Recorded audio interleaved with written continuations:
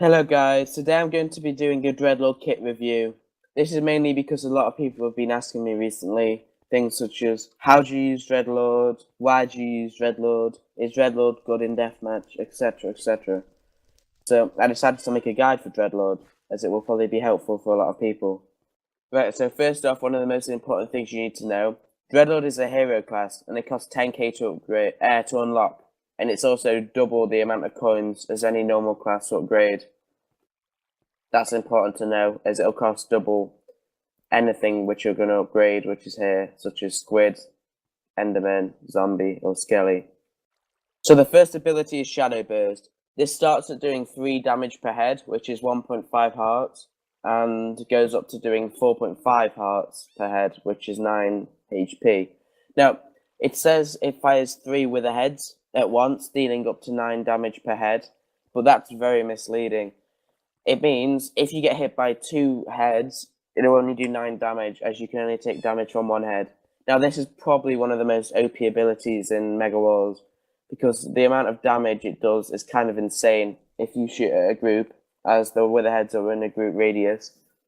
And it's also kind of insane how quick you get it, as Dreadlord has 12 EPH. Now, the second Dreadlord skill is something called Soul Eater. This starts at having a 12% chance to gain 301 health when you hit someone, and goes up to a 25% chance. Now, this skill can be useful in deathmatch, because if you're low on food and you're chasing someone, every time you hit them, you have a 1 in 4% chance. Wait, what? 1 in 4 chance, sorry, of gaining 3 hunger.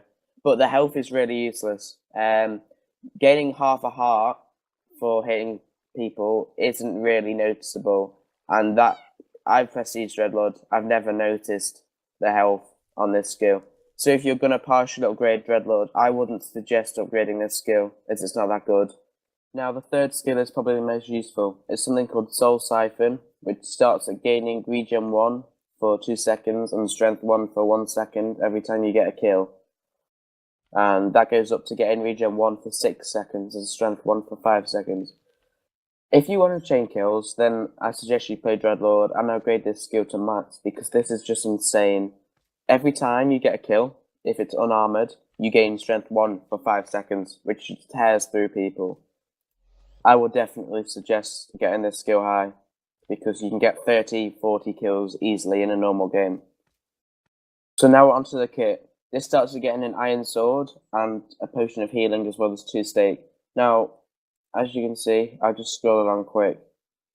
It increases very OPly, and at max you'll get a diamond sword with Smite 1, which is the best class for rushing withers, as Smite 1 does a lot more damage to withers than a normal diamond sword. 2 potions of healing, 8, which are good. Potions of speed times 2. 3 stake, and also a diamond helmet with fire protection 1 and projectile explosion protection 2.